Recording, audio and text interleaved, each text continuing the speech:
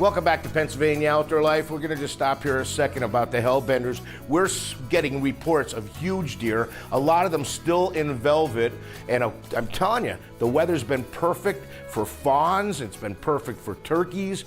We're hoping that the animal community is doing quite well. Well, obviously, Peter Patokas knows where the Hellbenders are out there in central Pennsylvania. We picked them, we processed them, and now it's time to let them go. Well, each animal has secured its own refugia or cover rock, and so what we want to ensure is that the animal goes back to exactly where it had found itself most comfortable under a particular rock. You can't tell an animal where to live, it has to choose it on its own. So if it's selected a particular rock, then we want to ensure that it goes back to that rock.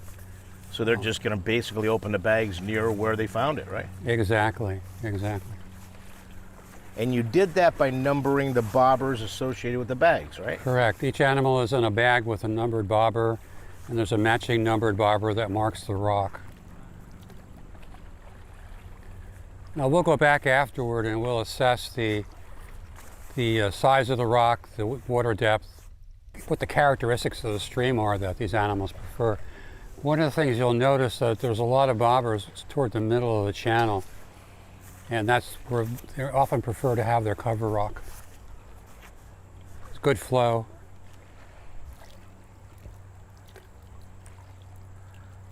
So it's going to hang out, decide what rock to slide back under and all that good stuff. They generally will go right back under the rock. It will. How do you like that? So they don't like being out in the light. In the last 14 years, we've actually struggled with the technology of microchips, because in order to read the microchip and get a number, you had to have the animal right in your hand. But the technology has improved so much that we can actually read the tags now through the rocks, so that we can identify animals and exactly where they are without having to actually capture them. So that's an advancement. So what we're going to do first is we're going to go out and we're going to scan for tags for animals that were marked about 1 week ago. We want to determine if they've stayed in the area now over the past week. This is a piece of equipment manufactured by Biomark Corporation, and Biomark is a specialist in doing wildlife monitoring, aquatic and terrestrial life. And what this does is that there's an antenna loop, the round circular thing on the ground is an antenna, and that will sense the presence of an RFID tag. And the unit up here will actually print out or show a number of the tag, and it'll give a little beep to indicate that it has found a tag. So it's a useful tool in being able to locate animals without actually having to see them.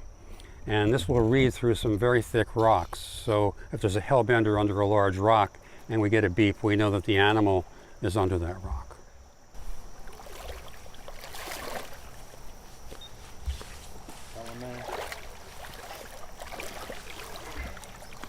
7F.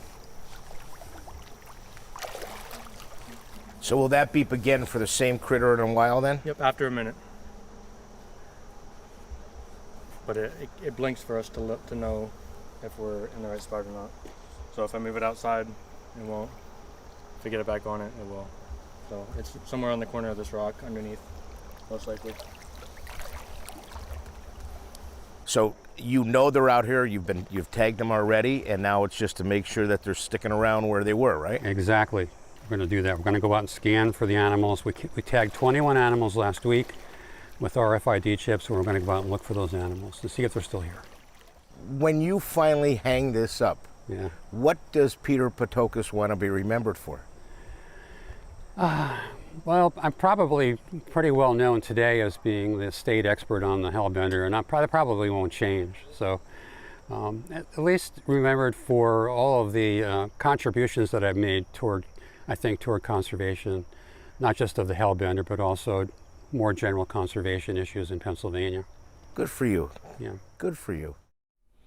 And again, Peter, thank you very much. I look forward to our next adventure out there. Maybe a different stream, maybe a different location, but I love hellbenders, and thank you for that experience. If you want more information about hellbenders, of course, they are monitored and protected by the Pennsylvania Fish and Boat Commission. You can go to their website. We're going to take a short break, and we'll be right back.